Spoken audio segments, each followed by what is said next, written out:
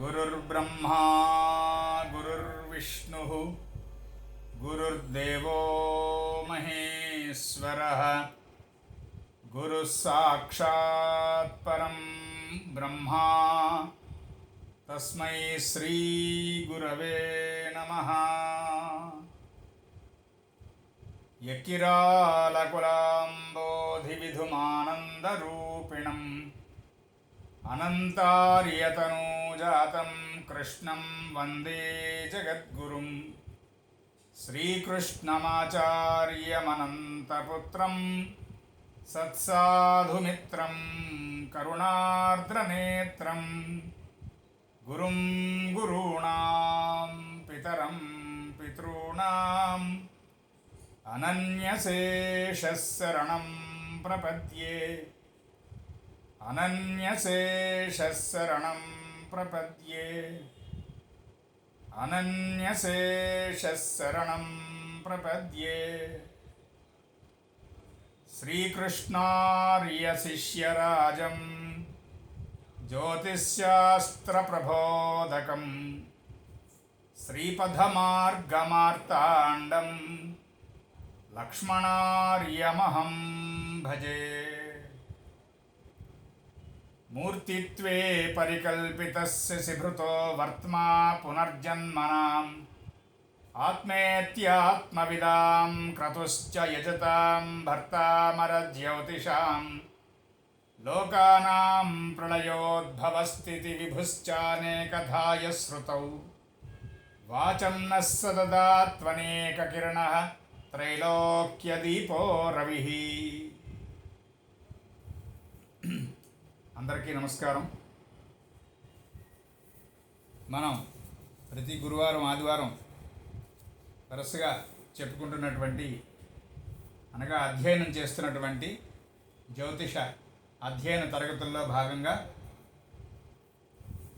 యముడు అంటే ప్లూటో అనేటువంటి గ్రహము యొక్క భావశీలాధ్యాయము, ఏ భావంలో ప్లూటో ఉంటే ఏ విధమైనటువంటి ఫలితములను సూచిస్తాడు అనేటువంటిది అధ్యయనం చేస్తున్నాం.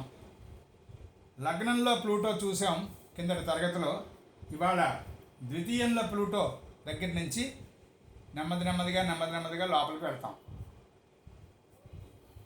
ద్వితీయ భావము అనేటువంటిది భావకారకత్వాల్లో ధనము, కుటుంబము, ఆహార స్వీకరణము, మాట తీరు. ఆహార స్వీకరణ విధానము అంటే ఇష్టపడేటువంటి రుచులు మొదలైనవి. కొంత విద్యకు సంబంధించినటువంటి విశేషం కూడా ద్వితీయం నుంచి ఉంటుంది.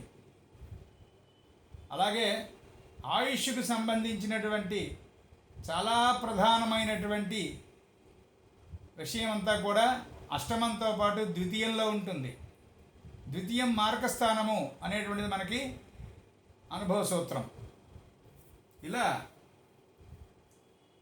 ద్వితీయ భావానికి సంబంధించినటువంటి విషయాలన్నీ కూడా అవి ఎలా తయారవుతాయంటే ఈ ప్లూటో ఉండడం వల్ల ద్వితీయంలో డబ్బులు సంపాదిస్తేనే జీవితము, డబ్బే ప్రధానము, డబ్బే ఐశ్వర్యము అని వాళ్ళ నమ్మకం. అప్పుడే సరైనటువంటి పేరు ప్రతిష్ట అనేటువంటివి కలుగుతాయి. డబ్బు లేనటువంటి వాడికి పేరు ప్రతిష్టలు అసలు ఉండవు అని ఆ సెకండ్ హౌస్లో ప్లూటో ఉండగా పుట్టినటువంటి వాళ్ళ తాలూకా ఫిలాసఫీ, అంటే వాళ్ళ నమ్మకం. అది చాలా బలంగా నమ్ముతారు ఆ విషయాన్ని వాళ్ళు. అందుకని వాళ్ళ హయ్యెస్ట్ వాళ్ళ జీవిత ధ్యేయం ఏమిట్రా అంటే ధనార్జనము చాలా బలంగా ఉంటుంది. ఆ ధనార్జన అనేటువంటిది కూడా సెకండ్ హౌస్ ప్లూటో వాళ్ళకి వాళ్ళ స్వార్జితం అనేటువంటిది చాలా చాలా తక్కువ. ఒక విధంగా అది విచిత్రంగా ఉంటుంది, తమాషాగా. పక్కవాళ్ళు, ఎదుటివాళ్ళు, వెనకవాళ్ళు, ఎక్కడో పై కంట్రీలో వాళ్ళు వాళ్ళందరూ పెట్టేటువంటి పెట్టుబడుల మీద వీళ్ళ తాలూకా ఆదాయము అనేటువంటిది విపరీతంగా ఉంటుంది. అక్కడ మనం ఇలా అనగానే మనకేం ఐడియా వస్తుంది? ఇన్సూరెన్స్ చేయించే వాళ్ళు సెకండ్ హౌస్ ప్లూటో వాళ్ళు ఉండొచ్చు. ఎందుకంటే సెకండ్ హౌస్లో ప్లూటో అంటే ధనార్జన అనేటువంటిది వాళ్ళ స్వార్జితం కాకుండా ఇతరుల యొక్క పెట్టుబడిని ఆధారం చేసుకుని ఉంటుంది అన్నారు కనుక ఇన్సూరెన్స్ వాళ్ళు కావచ్చు అనిపిస్తుంది.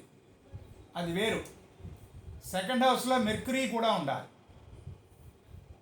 జూపిటరు తాలూకా చక్కనైనటువంటి ఆస్పెక్ట్తో పాటు ఉన్నటువంటి మెర్క్యూరీ సెకండ్ హౌస్లో ఉన్నప్పుడు టీచింగ్ ప్రొఫెషను లేదా ఇన్సూరెన్స్ ఏజెంట్గా ఉండడం ఇవన్నీ ఉంటాయి. అయితే ఇక్కడ సెకండ్ హౌస్ ప్లూటో ఉన్నప్పుడు మాత్రం ఒకవేళ ఇన్సూరెన్స్ ఏజెంట్ అయినా కూడా కేవలము మెడికల్ ఇన్సూరెన్స్ అనేటువంటిది ప్రధానంగా, ఇంకా మిగతా రకమైనటువంటి ఇన్సూరెన్స్తో సంబంధం లేకుండా ఇప్పుడు హాస్పిటల్స్, కార్పొరేట్ హాస్పిటల్స్ కూడా వాటిలో ఇన్సూరెన్స్ విభాగానికి సంబంధించి ఒకళ్ళో ఇద్దరో ముగ్గురో ఇన్ఛార్జీలు ఉంటారు. ఆ వైద్యాలయం తాలూకా స్థాయిని బట్టి వాళ్ళు కూడా ఫ్రంట్ ఆఫీస్లోనే ఉంటారు. అందరికీ తెలుసు ఆ విషయం. సదరు ఆపరేషన్కి ఎంత అవుతుంది, చేయించుకుంటున్నటువంటి యజమాని తాలూకా ఫైనాన్షియల్ బ్యాక్గ్రౌండ్ ఏమిటి, ఇవన్నీ చెక్ చేస్తూ దాన్ని బట్టి ఇన్సూరెన్సు ఏర్పాటు చేయడం. ఈ విభాగానికి సంబంధించినటువంటి పెద్దల్లో చాలామందికి సెకండ్ హౌస్ ప్లూటో ఉండేటువంటి అవకాశం ఉంటుంది. ఇదే ప్లూటో కనుక కొంచెం గట్టిగా బలంగా ఉన్నాడు అనుకోండి, అంటే స్కార్పియో ప్లూటో కానీ పీసిస్లో ప్లూటో, ఇంకా నెక్స్ట్ జనరేషన్ పుడతారు. ఇంకా ఇప్పుడు ప్రస్తుతం ఎక్వేరియస్లో ప్లూటో కదా, ఇప్పుడు ట్రాన్సిట్ ప్లూటో. నెక్స్ట్ పీసిస్లోకి వెళ్తాడు కొన్ని సంవత్సరాల తర్వాత, నెమ్మదిగా, చాలా టైం పడుతుంది. ఈ మంచి ప్రదేశంలో ప్లూటో ఉండి మంచి మిగతా గ్రహాలతో బలమైనటువంటి మంచి ఆస్పెక్ట్స్ కలిగి ఉన్నట్లయితే అసలు వాళ్ళ తాలూకా ఆదాయం జనాలకి అంతుపట్టదుట. ఇందులో ఎలా తెచ్చుకుంటున్నారు వీళ్ళు, ఇందులో ఏం ఆదాయం ఉంటుంది అని అనిపించేటువంటి చిన్న విషయాల్లోంచి, అంశాల్లోంచి లక్షలు, కోట్లు, మిలియన్లు ఆర్జిస్తారు వాళ్ళు. అసలు మామూలు వాళ్ళకి అంతుపట్టదు. ఈ రంగంలో ఇంత ఆదాయం ఉంటుందా అని అనుకుంటారు.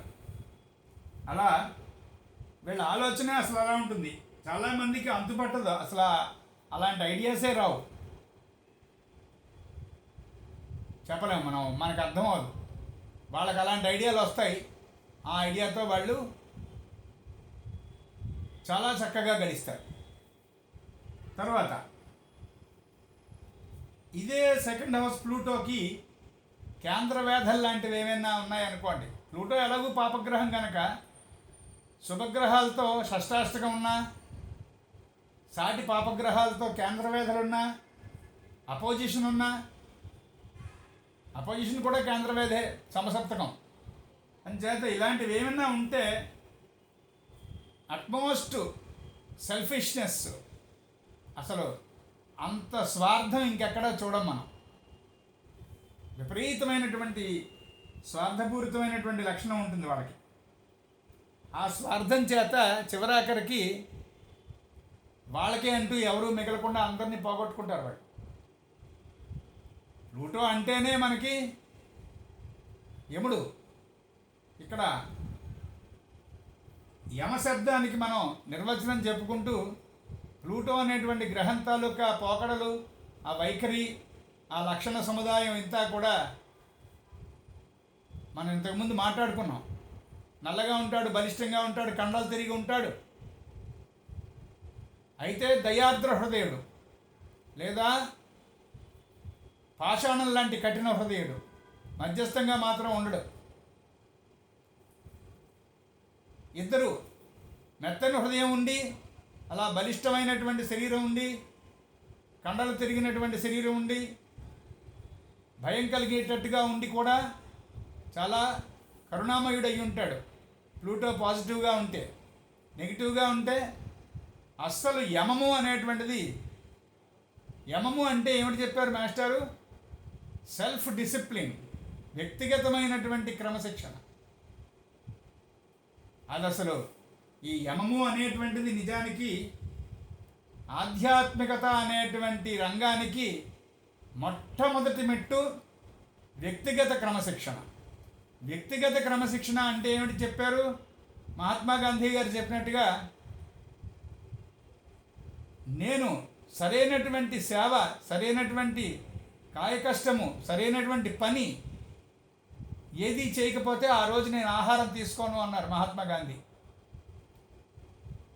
అది యమము అనేటువంటి విషయానికి సంబంధించినటువంటి, ఆ సెల్ఫ్ డిసిప్లిన్కి సంబంధించినటువంటి సాధనలో మొట్టమొదటి ప్రారంభ భాగం. ఆ సాధనకి సంబంధించినటువంటి ఆ బ్యాక్గ్రౌండ్, దాని పన్నా ఎంత ఉంటుందంటే మాస్టర్ చెప్పారు మనకి. ఇలాంటి సందర్భాల్లో మనం గుర్తు చేసుకోవడం మన బాధ్యత. అందుకు చెప్తున్నాను. అంటే ఇర్రిలివెంట్ స్పీచ్ లాగా అని అనిపించవచ్చు, క్షమించాలి సభవాళ్ళు. పశు సాధన, వీర సాధన, దివ్య సాధన అని ఆధ్యాత్మిక సాధన అనేటువంటిది 3 రకాలు, స్థూలంగా 3 భాగాలు. ఈ పశు సాధన అనేటువంటిది ఎలా ఉంటుంది? ఎవరైనా ఆహారం తినడానికి పిలిస్తే వెళ్ళి ఆహారం తినాలి, ఎవరైనా ఆఫర్ చేస్తే తినాలి, ఎవరైనా ఇస్తే మంచినీళ్ళు తాగాలి. అంటే పశువు ఎలా ఉంటుంది? పశువు మన ఇంట్లోకి వచ్చామంటే నాకు అన్నం పెట్టండి, టీ ఇవ్వండి అని అడగదు కదా. అలా ఉండగలగాలి, మనసా వాచా కర్మణ ఉండగలగాలి. బలవంతాన మూతి బిగించుకొని ఉపవాసం ఏం చేస్తామండి, జన్మ శనివారాలు కదండి అని చెప్పి పొద్దున్నే విసుక్కుంటూ ఉంటారు వాళ్ళు. ఎవరు చేయమన్నట్టు?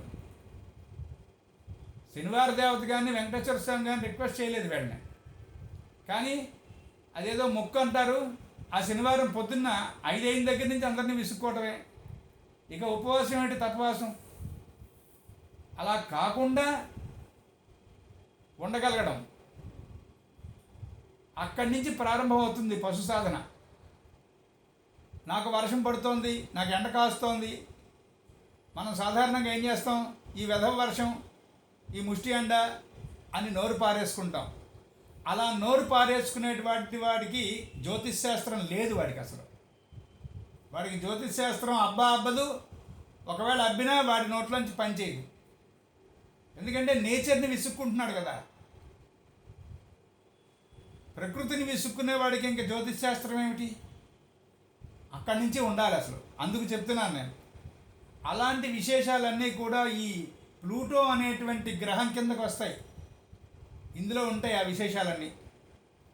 అంటే మన శాస్త్రవేత్తలు, మన భారతదేశంలో జన్మించి పెద్దవాళ్ళైనటువంటి వాళ్ళు, జ్యోతిష్ శాస్త్ర గ్రంథాలు రాసినటువంటి వాళ్ళల్లో ప్లూటో, నెప్ట్యూను, యురేనస్ అనేటువంటి వాటి గురించి అంత విపులంగా రాయలేదనే చెప్పాలి.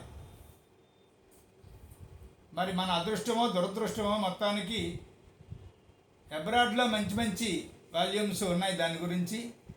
పెద్దవాళ్ళు చాలా చక్కగా తపస్సు చేసినటువంటి వాళ్ళు. అంటే oriental mind and accidental mind అని 2 రకాలుగా విడగొట్టారు మాస్టర్. బ్లావట్స్కీ గారు కూడా అలాగా విభజించారు. ప్రపంచంలో ఉన్నటువంటి ఆలోచన సరళి దాన్ని 2 రకాలుగా ఓరియంటల్ మైండ్, ఆక్సిడెంటల్ మైండ్ అన్నారు. అంటే ఒకటి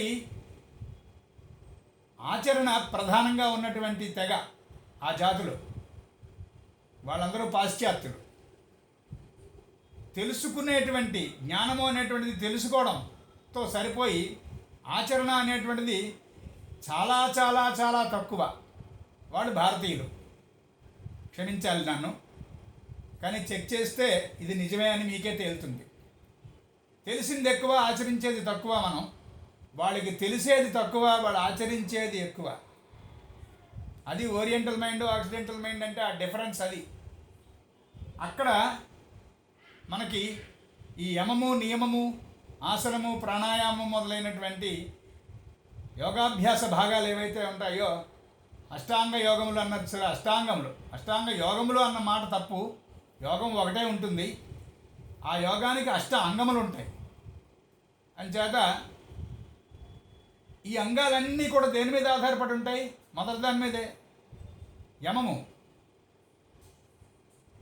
ఈ యమము అనేటువంటి విశేషం అంతా కూడా ఈ యమగ్రహము ప్లూటో అనేటువంటి ఈ గ్రహం యొక్క విశేషంలో ఇమిడిపోయి ఉంటుంది.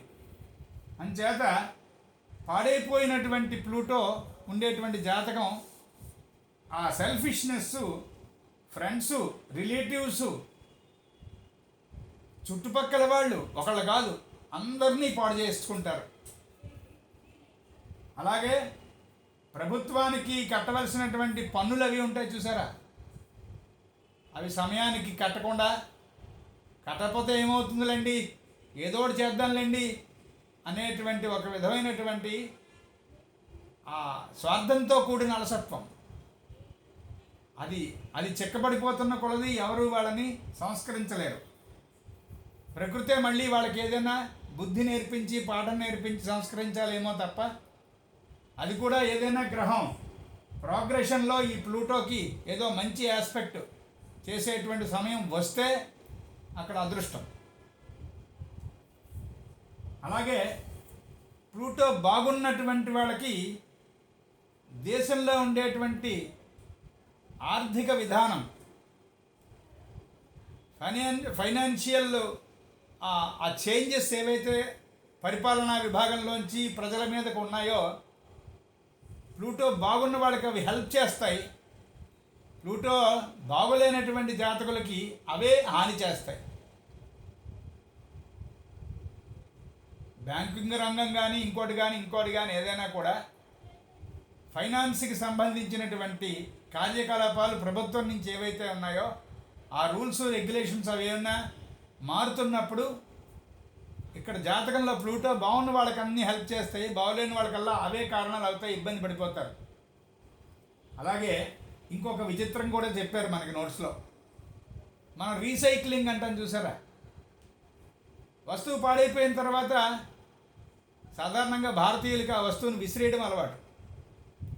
కానీ యాక్చువల్గా పాడైపోయిన వస్తువుని పూర్తిగా బర్న్ చెయ్యాలి. మామూలుగా అయితే అది ఎవడో చేయట్లేదు. సరే, అది బాగా పెద్దవాడైపోయి ఎదిగిపోయినటువంటి భారతీయుడి లక్షణానికి అది ప్రతీక, మరేం చేయలేం. అది పక్కకు పెడితే అలా పారేసి విసిరేసి వదిలేసినటువంటి వస్తువులు ఏవైతే ఉన్నాయో వాటిని రీసైకిల్ చేయటం. ఉదాహరణకి చిత్తుకాయితాలు ఉన్నాయనుకోండి, జపాన్లో అయితే చిత్తుకాయితాలన్నీ నానబెట్టి వాటిని గుజ్జు తీసి వాటితో బొమ్మలు చేసి ఆ బొమ్మలకు రంగులు వేసి అవి సేల్ చేసి ఆ వచ్చినటువంటి ఆదాయంతో స్కూల్ ఫీజులు, కాలేజ్ ఫీజులు కట్టుకుంటారు అని విన్నాం మేము. అది ఎంత చక్కనైనటువంటి స్థితితో చూడండి. అంచేత వస్తువుని రీసైకిల్ చేయడం అనేటువంటిది జాతకంలో ఉన్నటువంటి ప్లూటో కారణం. అంటే గ్రహ కారకత్వాల్లో ప్లూటో కారకత్వం. అంటే శనీశ్వరుడికి కూడా అదే లక్షణం. పాడైపోయినటువంటి వస్తువుని ఇంకొక బాగుపడేటువంటి వస్తువుగా మార్చుట. ఉదాహరణకు సముద్రం నీళ్లు తాగేటువంటి నీరుగా మార్చేటువంటి విధానం, ఆ ప్రయోగం సక్సెస్ అయింది. మూన్కి, శాటర్న్కి, యురేనస్తో ఏర్పడినటువంటి మంచి ఆస్పెక్ట్ కలిగినటువంటి సమయంలో ఆ ప్రయోగం సక్సెస్ అయింది. ఇప్పటికి కూడా ఉప్పు నీళ్లు మామూలు నీళ్ళు అవుతాయి. అలా పనికిరాని వస్తువు అన్నదాన్ని పనికొచ్చేటువంటి వస్తువుగా మార్చడం ఉంది చూసారా, అది వినియోగంలోకి రావడం ప్లూటో తాలూకా లక్షణం. ముఖ్యంగా మనకి ఈ గోబర్ గ్యాసు అలాంటివి ఉంటాయి చూసారా, అలాంటివన్నీ కూడా ఇందులోకే వస్తాయి, ఈ గ్రహం దగ్గరికే వస్తాయి. వాటిల్లోంచి ఆదాయం ఉంటుంది వీళ్ళకి. ప్లూటో సెకండ్ హౌస్లో ప్లూటో ఉండి కాస్త బాగుందా ప్లూటో అని అంటే కనుక వాళ్ళని ఏం చదివించాలి? ఎన్విరాన్మెంటల్ సైన్స్ పనికొస్తారు వాళ్ళు.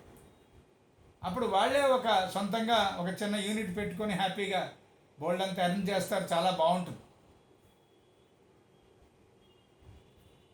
ఈ ఎరువులు అలాంటివి ఉంటాయి, అవి కూడా కొన్ని పనికిరాని వస్తువుల్లోంచే కదా ఎరువులు తయారయ్యేది. మిగతా ఏవో కలుపుతారు, కానీ ప్రధానంగా రీసైక్లింగ్ విభాగంలోకే వస్తాయి ఎరువుల తయారీ కూడా. ఇవన్నీ సెకండ్ హౌస్ ప్లూటో. ఇదే సెకండ్ హౌస్లో ప్లూటో ఉంది మిగతా ఏదైనా గ్రహాల చేత, ముఖ్యంగా జూపిటర్ కానీ మూన్ కానీ, ఈ రెండిట్లో దేని చేతైనా బాగా గట్టిగా చెడిపోతే ఉన్నదంతా పోతుంది, బికారులు అయిపోతారు. చాలా జాగ్రత్తగా ఉండాలి. ఇది ఇక్కడికి సెకండ్ హౌస్ ప్లూటో యొక్క కొంత అధ్యయనం. స్వస్తి. తరువాత తృతీయ భావం అంటే సోదర స్థానము. సోదరులు అంటే జాతకుని తరువాత జన్మించినటువంటి వాళ్ళు. ఇది ఎప్పుడు గుర్తుపెట్టుకోవాలి. జాతకుని కన్నా ముందు పుట్టినటువంటి వాళ్ళు, పెద్దవాళ్ళు అయినటువంటి సోదరులు సోదరులు ఎక్కడ ఉంటారు? ఏ భావంలో తెలుస్తారు చెప్పండి?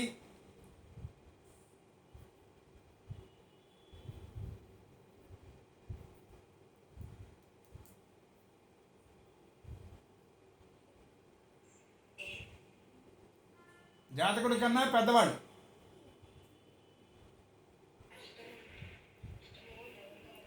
ఏకాదశం 11. అందుకని ఈ తృతీయంలో ఈ జాతకుడు లేక జాతకురాలు తర్వాత జన్మించినటువంటి వాళ్ళు ఉంటారు, తృతీయ స్థానంలో తెలుస్తారు. అందుకే ఒక దంపతులకి ఇది గుర్తుపెట్టుకోండి. ఇది ఇప్పుడు మన రెలవెంట్ ఇది కాదు కానీ, నోట్స్లో కాదు కానీ పనికొస్తుంది. ఒక జాతకుడికి అదే ఒక తల్లిదండ్రులకి ఒక జాతకుడో జాతకురాలు అమ్మాయి అబ్బాయి పుట్టారు.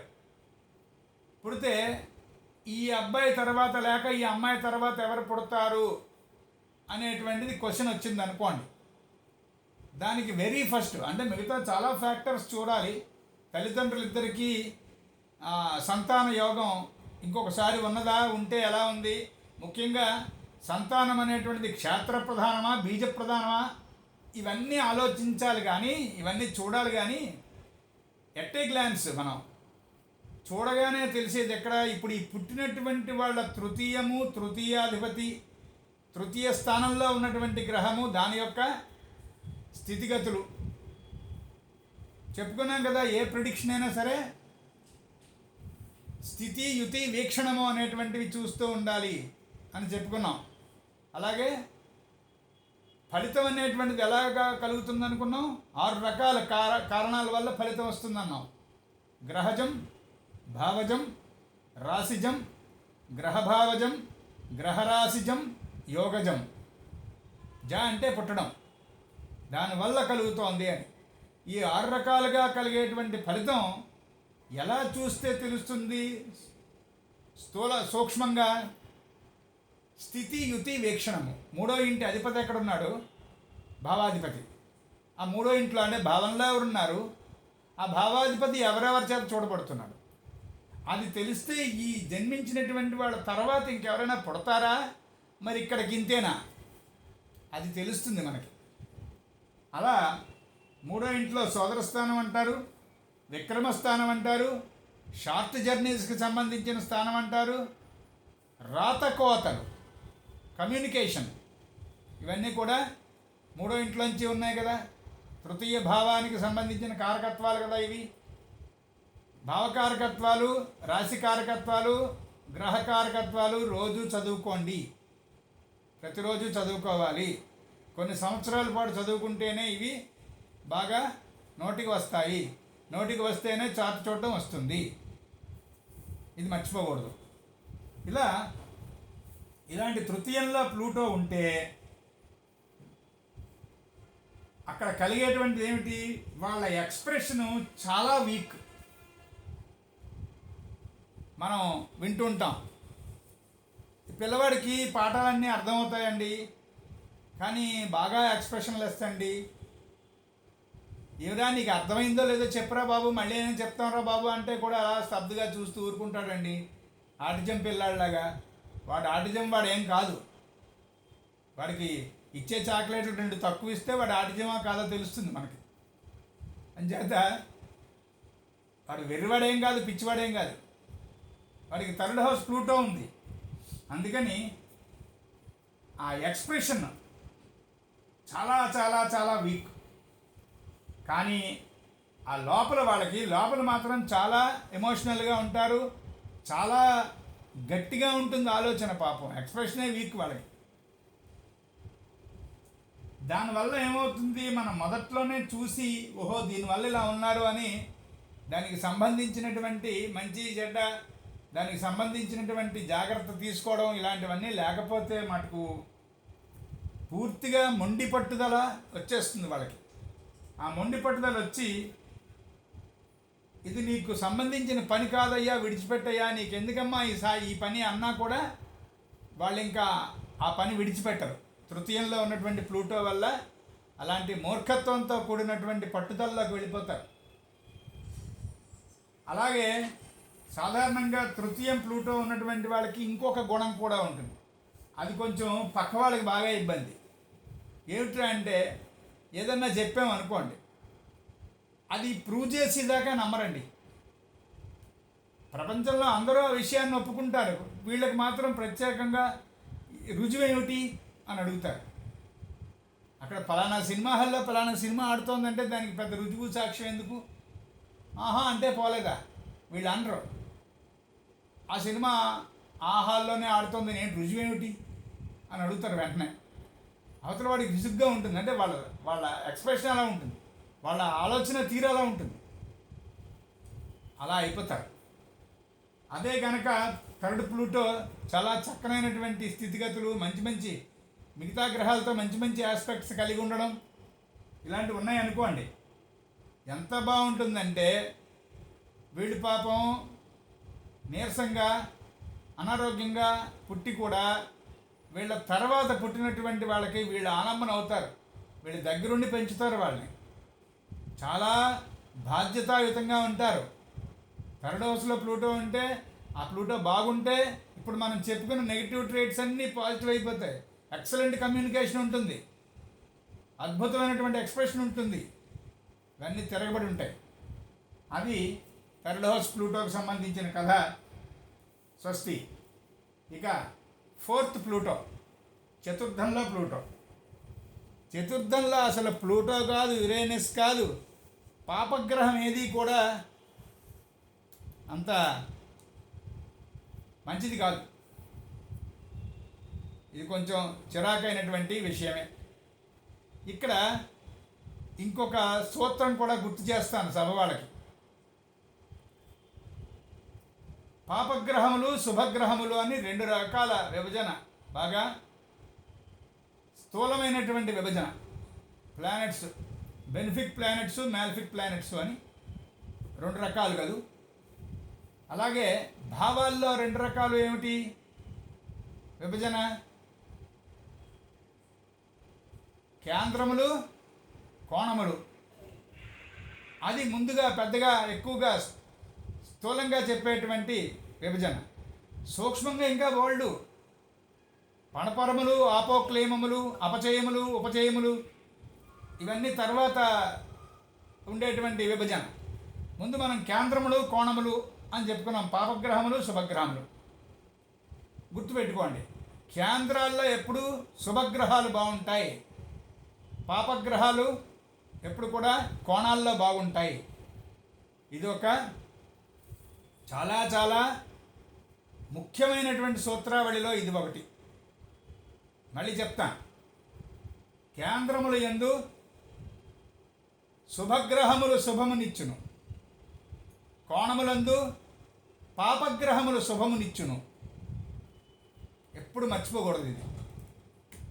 ఎక్కడైనా కొండకొచ్చో ఎప్పుడైనా మిస్ అయితే ఏమో, అది చాలా కారణాలు ఉంటాయి అలా మిస్ అవ్వడానికి. 95% మిస్ కాదు అసలు ఈ సూత్రం, బాగా ఇంపార్టెంట్ కూడా. అలా చూస్తే యురేనస్ కానీ, నెప్ట్యూన్ కానీ, ప్లూటో కానీ, శాటర్న్ కానీ, ఈవెన్ సన్ కానీ ఫోర్త్ హౌస్లో మంచిది కాదు. అంటే ఫోర్త్ హౌస్ అంటేనే చాలా ఇంపార్టెంట్. ఎందుకు? జాతకుడి యొక్క లైఫ్ స్పాన్ని 4 భాగాలు చేసినట్టయితే చిట్ట చివరి భాగం అంతా ఈ 4th హౌసే చూపిస్తుంది. అక్కడికి అది పక్కన పెట్టండి. ఆ చిట్ట చివరి భాగం అంతా ఈ 4th హౌసే సూచిస్తుంది అని చెప్పడానికి అసలైనటువంటి కారణాలు బోల్డ్ ఉన్నాయి. వాటిల్లో ప్రధాన కారణం ఏమిటి? చతుర్థము